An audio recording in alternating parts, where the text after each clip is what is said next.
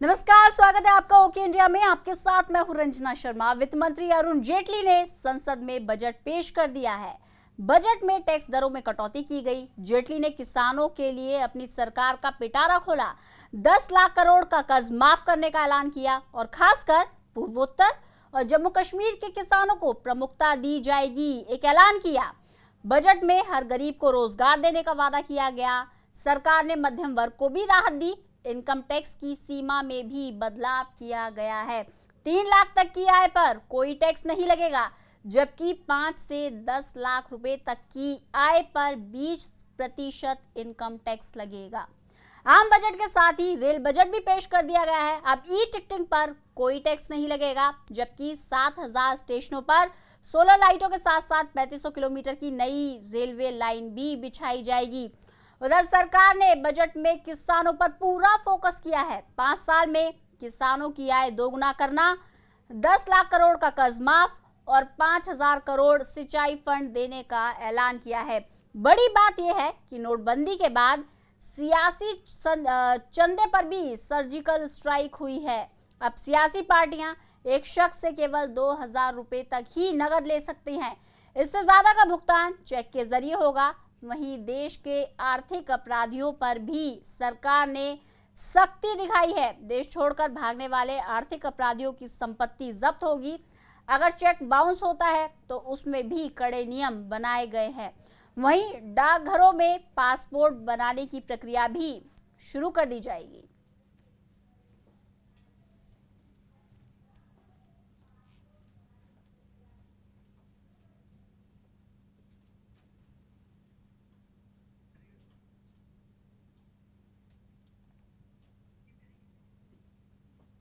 वही बजट की बड़ी बातें क्या हैं, आइए आपको ग्राफिक्स के जरिए बताते हैं।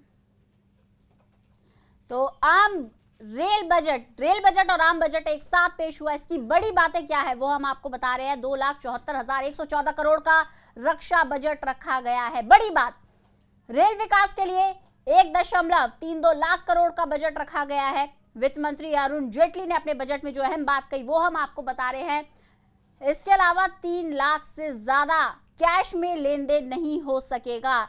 डिजिटल ट्रांजैक्शन पर जोर दिया गया है। पीपीपी मॉडल से छोटे शहरों में भी एयरपोर्ट बनाए जाएंगे। बड़ी बात जो कही है वित्त मंत्री अरुण जेटली ने अपने बजट में, वो हम आपको ग्राफिक्स के जरिए बता रहे हैं। डाकघरों में भी पासपोर्ट बनाए जा सकेंगे, एक ऐलान किया है। गरीबों को 1 करोड़ घर दिए जाएंगे। राजनीतिक दल 2000 रुपए से ज्यादा नगद चंदे के रूप में नहीं ले सकेंगे। किसानों को 10 लाख करोड़ का कर्ज मिलेगा। इसके अलावा जो बात कही अरुण जेटली ने, मनरेगा के लिए 48,000 करोड़ रुपए का बजट, अब तक का सबसे ज्यादा बजट जो है वो मनरेगा के लिए। स्केल इंडिया के लिए 1000 कौशल केंद्र बनाए जाएंगे। बड़ी बीमारियों के लिए एक्शन प्लान जो है वो भी तैयार किया है सरकार ने।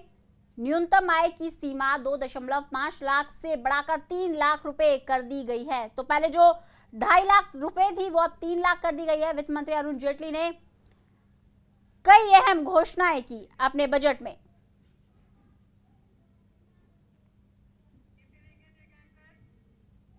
वहीं प्रधानमंत्री नरेंद्र मोदी ने भी बजट की सराहना करते हुए इसे ऐतिहासिक बजट बताया है। पीएम मोदी ने कहा कि यह बजट अर्थतंत्र को मजबूती देगा और सिस्टम में पारदर्शिता लाएगा। बजट में किसानों का पूरा ख्याल रखा गया है। सरकार का मकसद 2022 तक किसानों की आय को दोगुना करना, और साथ ही पीएम ने बजट के लिए कहा कि इससे अर्थतंत्र को और भी ज्यादा मजबूती मिलेगी और गांव की आर्थिक स्थिति में सुधार आएगा।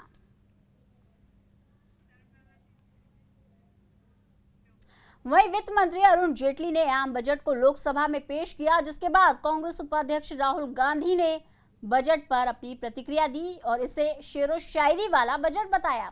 राहुल गांधी ने कहा कि इस बजट में किसानों और युवाओं के लिए कुछ नहीं है। जेटली ने शेरो शायरी की और अच्छा भाषण पढ़ा, लेकिन बजट से जो उम्मीदें थी वो पूरी नहीं हुई।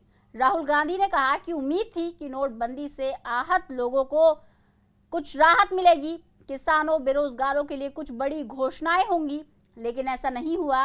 वहीं चुटकी लेते हुए कांग्रेस उपाध्यक्ष ने कहा कि बजट से हमें बम धमाकों की उम्मीद थी, लेकिन इसके बदले में फुलझड़ी मिली, वो भी फुस।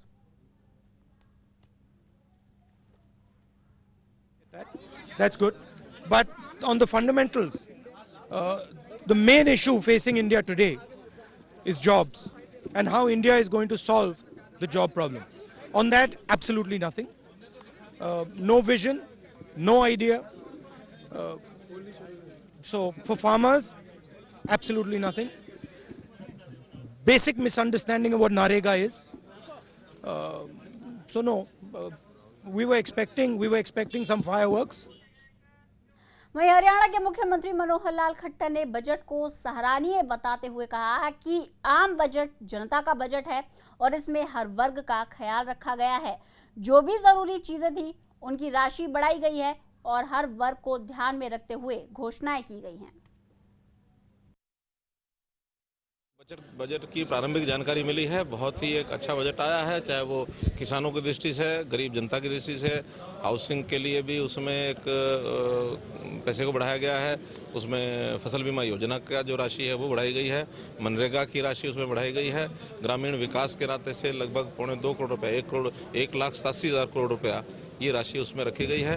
तो इस नाते से जो अपेक्षा थी उसके अनुरूप बजट बहुत ही एक अच्छा और सुंदर बजट आया है। बाकी आम बजट पेश होने के बाद कई लोग खुश नजर आए तो कई लोग नाराज दिखे। लोगों ने अपनी परेशानियों का जिक्र करते हुए कहा कि सरकार ने किसानों या आम जनता के लिए कुछ खास नहीं सोचा। इस पर हमारे संवाददाता योगेश पांडे ने लोगों से बातचीत की। दिल्ली के बाद वित्त मंत्री अरुण जेटली ने आज पहला आम बजट पेश किया। सबसे खास बात यह रही, इस आम बजट में रेल बजट भी शामिल रहा, क्योंकि बजट आम बजट है तो इसलिए आम लोगों की राय व आम लोगों की क्या इस पे तर्क हैं वो जानना बेहद जरूरी है। जिस तरह से आज आम बजट पेश हुआ है, आप किस नजरिए से इसको देखते हैं? आम बजट की बात करें तो उसमें कहा गया है कि टैक्स देने के लिए, बेरोजगारों के लिए उन्होंने कोई मुद्दा ही नहीं लाया, कुछ स्कीम ही नहीं लाए। हम लोग बेरोजगार हैं तो जब हमारे पास पैसा आ गया, हमें नौकरी मिलेगी तभी तो हम टैक्स देंगे ना। तो इनको किसानों के लिए और बेरोजगारों के लिए करना चाहिए था कुछ। बेहद अहम बात यहाँ पर आई है कि कर्ज को लेकर के काफी एक अच्छा कदम उठाया गया है, क्या कहेंगे आप? नहीं, किसानों के लिए बेहद अच्छा कदम है। बहरहाल सबसे बड़ी बात यह है कि जो बजट है वो उसका इम्प्लीमेंट किस तरह से होता है।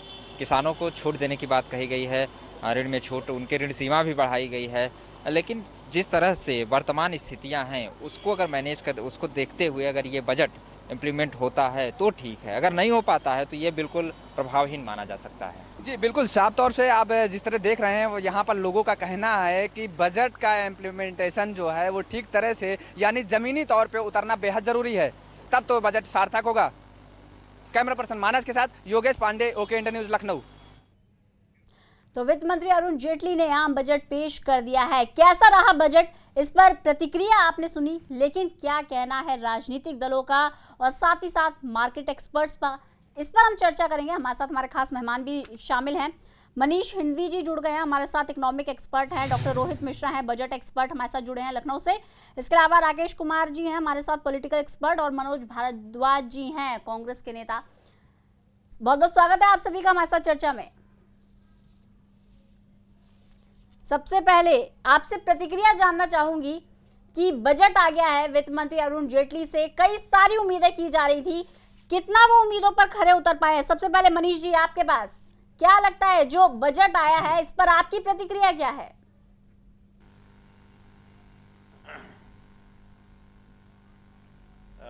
बहुत उत्साहित वाली प्रतिक्रिया तो नहीं है।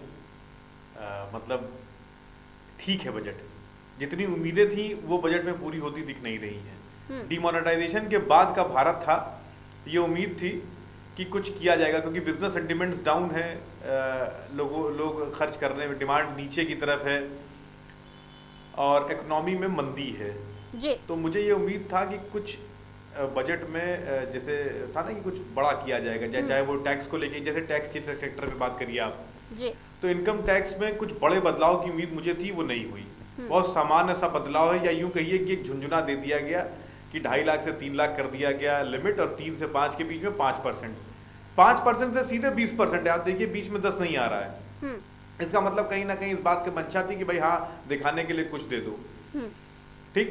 दूसरा, बिजनेस सेंटिमेंट को बढ़ाने के लिए इन्वेस्टमेंट को और बढ़ाने की जरूरत थी, वो दिख नहीं रहा है।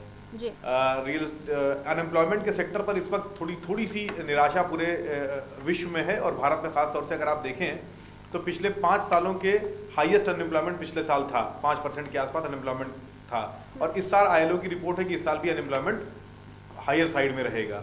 उसको लेकर बहुत कुछ होता दिख नहीं रहा है, क्योंकि हमारे यहाँ हाईएस्ट एम्प्लॉयमेंट गिवर कौन कौन से हैं।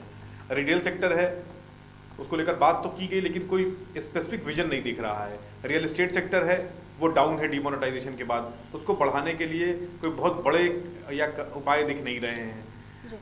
तो कहने का मतलब ये है कि फार्म सेक्टर को लेकर हाँ ये मनीष जी, कुछ कॉस्मेटिक टाइप का बजट माना जाए कि दिखाने के लिए कुछ है, अंदर कुछ है, कुछ कॉस्मेटिक टाइप का बजट माना जाए इसे?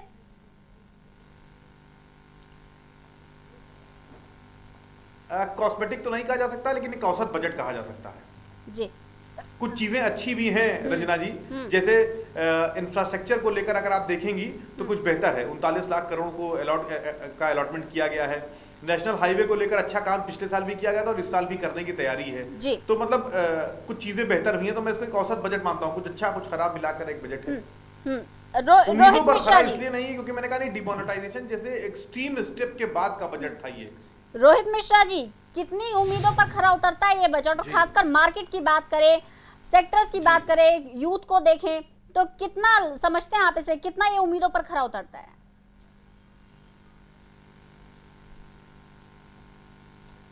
देखिए, जहाँ तक उम्मीदों पर खरा उतरने की बात है तो मैं तो कहूँगा कि जो अभी तक बजट की प्रक्रिया जो चल रही थी पिछले 70 सालों से, उसी में थोड़ा चाशनी, थोड़ा और कुछ लपेट करके बजट को पेश कर दिया गया है। और जहाँ तक अगर हम अलग अलग सेक्टर्स की बात करें, जैसे अभी एक दर्शक बोल रहे थे कि एम्प्लॉयमेंट नहीं है, किसानों के लिए कुछ नहीं है, तो जाहिर सी बात है सरकार ने कहा है कि 1000 कौशल केंद्र खोले जाएंगे, जिसमें से कुछ केंद्र अंतर्राष्ट्रीय स्तर के होंगे। लेकिन ये अंतर्राष्ट्रीय स्तर के केंद्र कहाँ होंगे? ज़िलों 600 ज़िलों तक कौशल केंद्रों को बढ़ाया जाएगा।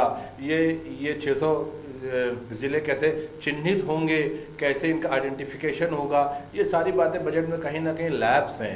अगर मार्केट की बात करें तो मार्केट में जो बूम आना चाहिए बजट आने के बाद, जैसा मनीष जी कह रहे हैं कि विमुद्रीकरण के बाद का ये पहला बजट है, और जैसा मार्केट में बूम आना चाहिए वो बूम मार्केट में नहीं आ पा रहा है। अगर हम किसानों की बात करें तो किसानों की ओर से भी निराशा ही हाथ लगेगी। जैसे डेयरी उद्योग की बात हुई है, इसमें वित्त मंत्री जी ने की है, लेकिन हमें ये भी देखना होगा कि डेयरी की ओर कितने किसान आकर्षित हो रहे हैं।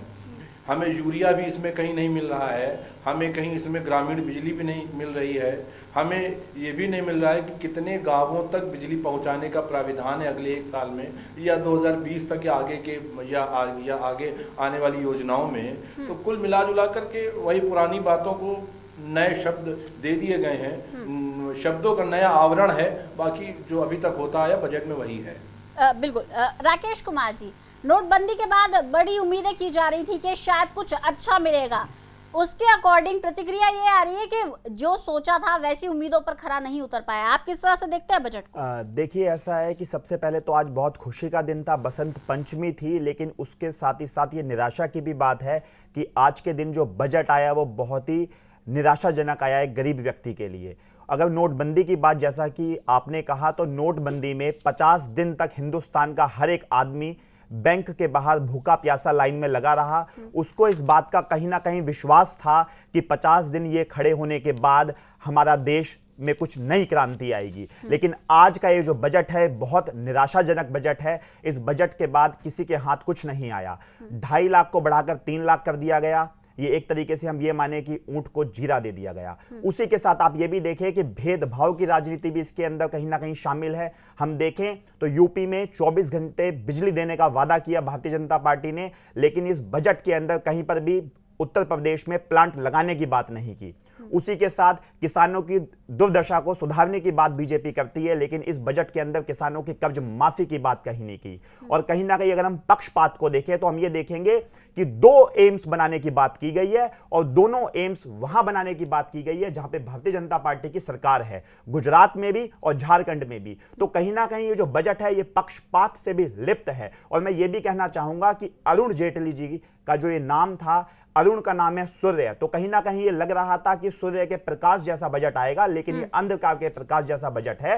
और उसी के साथ मैं ये भी कहना चाहूंगा कि अरुण जेटली जी की इस बजट में, जो अरुण जेटली जी के पास जो केतली थी, उस केतली का ढक्कन वो छोड़ आए और खाली केतली उठा के इस बजट में ले आए हैं। तो कहीं ना कहीं ये सोचने का विषय है। बिल्कुल। तो जो उम्मीद की जा रही थी, तमाम तरीके के तबकों की बात करें, किसानों की बात करें, युवाओं की बात करें, उम्मीदें बहुत ज्यादा थी, क्योंकि नोटबंदी के बाद ये सोचा जा रहा था कि शायद राहत मिलेगी। अब वो राहत तो नहीं मिली, लेकिन किस तरीके का बजट आमजन के लिए है, इस पर हम चर्चा कर रहे हैं। मनोज भारद्वाज जी हमारे साथ जुड़े हुए हैं, नेता हैं कांग्रेस के।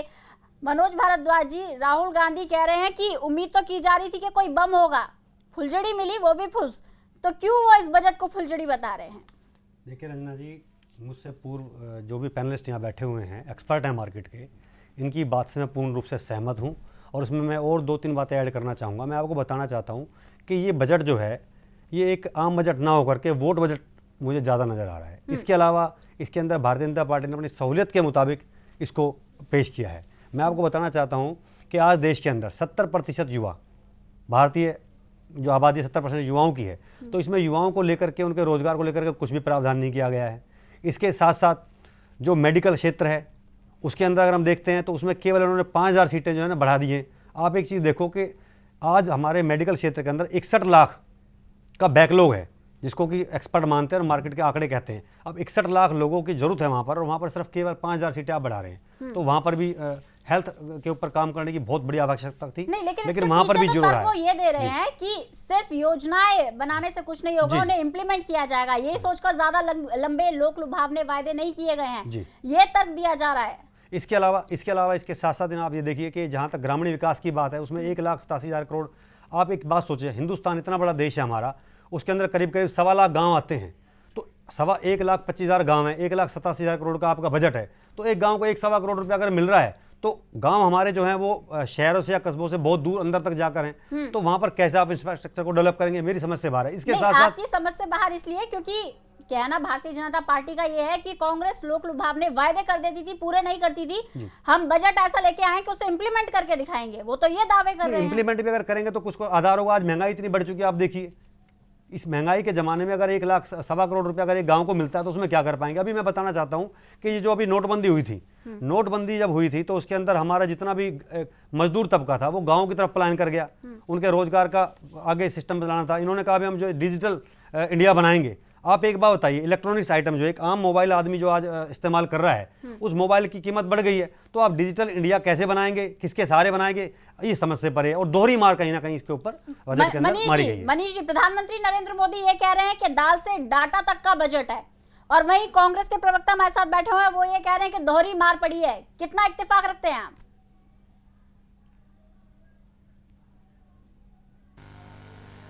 देखिए, मैंने आपसे कहा नहीं कि औसत बजट है, कुछ अच्छा है कुछ खराब है। जो चीजें अच्छी हैं उनको अच्छा कहा जाएगा। जैसे मैंने कहा, इंफ्रास्ट्रक्चर को लेकर सार्थक पहल है, चाहे वो नेशनल हाईवेज को लेकर है, जितनी रोडें पिछले साल बनी वो ऐतिहासिक हैं, 5 साल में सबसे ज्यादा थी। नेशनल हाईवे पर अच्छा काम हो रहा है, ठीक। लेकिन कुछ चीजों पर मेरा रिजर्वेशन है। जैसे भारतीय जनता पार्टी के लोग बार बार ये कह रहे हैं कि हम काम करना चाहते हैं, इसलिए कम प्रोग्राम बना रहे हैं। मैं पिछले 3 रेल बजट की तरफ आपका ध्यान ले जाना चाहूंगा, जब सुरेश प्रभु जी ने कोई नई योजना नहीं इसलिए नहीं चलाई कि जो चीजें हैं उनको हम बेहतर करेंगे, लेकिन पिछले 3 साल में वो चीजें बेहतर होती दिखाई नहीं पड़ी। चाहे ट्रेनों की देरी को लेकर हो, चाहे नए इन्वेस्टमेंट्स को लेकर हो, चाहे ट्रेनों में छोटी छोटी चीज सुरक्षा को लेकर हो, खाने को लेकर हो। तो ऐसा ना हो कि नई चीजें भी ना आए, पुराना काम भी ना हो, तो दोनों कुछ भी ना आए, हाथ में हासिल है, ये ठीक नहीं है। तो मैंने कहा ना कि औसत है, तो एक इंफ्रास्ट्रक्चर को लेकर काम आश्वासन है, कुछ जमीन पर कुछ काम होता नजर नहीं आता है। मनीष जी, पिछली सिर्फ आश्वासन, जमीन पर कुछ काम होता हुआ नजर नहीं आता। नहीं, मैंने कहा नहीं, इंफ्रास्ट्रक्चर को लेकर कुछ काम हो रहा है, ठीक है ना, वो दिखाई पड़ रहा है। नेशनल हाईवेज को लेकर कुछ काम हो रहा है, वो दिखाई पड़ रहा है। दूसरा, मैंने आपसे कहा ना कि पिछली बार भी गांव को लेकर एक पहल करी गई थी और इस बार भी गांव को लेकर एक पहल करी गई है।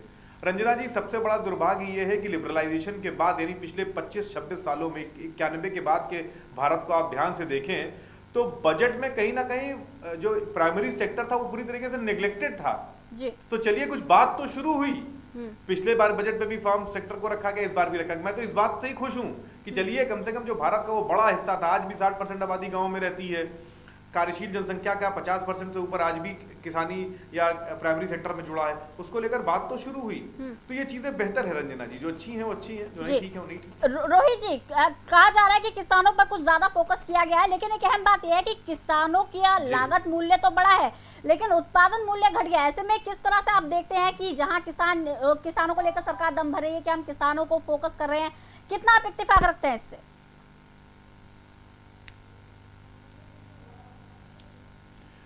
देखिए, मैं आज सुबह ही अखबार देख रहा था, पढ़ रहा था, तो उसमें आया कि जो रसोई गैस सिलेंडर है वो 65 रुपये महंगा हो गया है। प्रधानमंत्री जी एक और जहां रसोई गैस बांट रहे हैं, वहीं दूसरी ओर वो सिलेंडर महंगा भी हो गया है।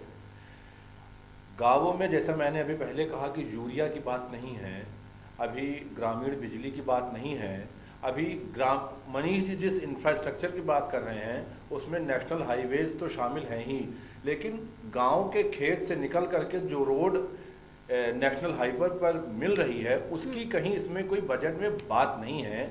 और भारत सरकार बार बार गरीबों की बात करती है, किसानों की बात कर रही है, लेकिन बजट से वो किसान अभी भी नदारद है। उन ग्रामीण युवाओं की बात नहीं है, वो जिनके लिए स्किल डेवलपमेंट जो सेंटर्स हैं वो खोलने की बात हो रही है, लेकिन उसमें ग्रामीण युवा शामिल नहीं है। ग्रामीण इंफ्रास्ट्रक्चर जो है, जैसे अगर हम प्राइमरी हेल्थ केयर सेंटर्स की बात करें तो उसमें कहीं थोड़ी सी बात है, लेकिन अभी भी प्राइमरी हेल्थ केयर सेक्टर जो है वो कहीं ना कहीं बजट में अछूता है। जैसे टेंजेंट होकर के निकल जाता है बजट, वैसे ही है। जी, बहुत देर से कुछ कहना चाह रहे राकेश कुमार जी। जैसा कि मनीष जी ने 2 बार कहा कि नेशनल हाईवे पे बहुत सारा काम हो रहा है, लेकिन उसी के साथ मैं ये कहना चाहूंगा कि नेशनल हाईवे पे काम हो रहा है, लेकिन जब गांव का एक किसान, एक मजदूर का बेटा जब नेशनल हाईवे पे पहुंचना चाहे तो जैसा कि हमारे भाई ने कहा कि उन सड़कों के लिए भी काम होना चाहिए। उसी के साथ एक ये भी बात सोचने वाली है कि आर्थिक सर्वेक्षण में सरकार के द्वारा ये कहा गया कि कहीं ना कहीं नोटबंदी के बाद किसान कृषि के लिए और उद्योग के लिए ये बहुत ही प्रभावित रहेगा, बहुत उसको फर्क पहुंचाएगा। और उसके बावजूद भी इस बजट के अंदर उद्योग के लिए और कृषि के लिए कोई नई घोषणा नहीं की गई। उसी के साथ हमारे देश में सबसे बड़ी जो युवाओं को आस है वो है रोजगार की। तो किसी भी स्तर पर रोजगार के लिए उस क्षेत्र में किस तरह से बढ़ाया जाएगा उस चीज की घोषणा नहीं की गई। हमारे क्षेत्र में देखें तो न्यायपालिकाओं के अंदर बहुत सारे जजों की नियुक्ति अभी भी पेंडिंग है, उसमें राजनीतिक हस्तक्षेप हम देखते रहते हैं, पहुंचता रहता है। उसके अंदर भी कोई नियुक्तियों के लिए कोई ऐसी घोषणा नहीं की गई। और उसी के साथ हम ये देखें कि ये जो बजट है, ये बजट कहीं ना कहीं राजनीति से प्रभावित है। और सबसे बड़ी विडंबना की बात यह है कि रेल बजट को अलग से ना प्रस्तुत करके इसके साथ ही प्रस्तुत किया गया, जबकि जो रेल बजट है वो रेल केवल बजट ही नहीं है, रेल हमारे देश की एक ऐसी एकता का भी प्रतीक है कि एक रेल ही हमारे हिंदुस्तान को एक बनाती है, क्योंकि एक रेल के अंदर हर जाति, धर्म, क्षेत्र के लोग बैठकर यात्रा करते हैं। तो रेल के लिए लोगों के मन में एक आस थी कि रेल बजट में कहीं ना कहीं रेल बजट अलग से आना चाहिए था, आपका अलग से मानना आना भी चाहिए था। और रेल बजट से लोगों को ये आस भी थी कि अब तो कम से कम जो नाम से प्रभु हैं वो कुछ काम भी शायद प्रभु वाला कर दें, तो ऐसा भी कुछ नहीं हो पाया। प्रतिक्रिया लूंगी बहुत जल्दी से, एक छोटा सा रिएक्शन चाहूंगी मनोज जी आपसे, क्योंकि राजनीतिक दलों के चंदे पर भी अब नजर है सरकार की। तो ये मान के चला जाए कि मोदी सरकार कड़क चाय पिलाई गई आपको?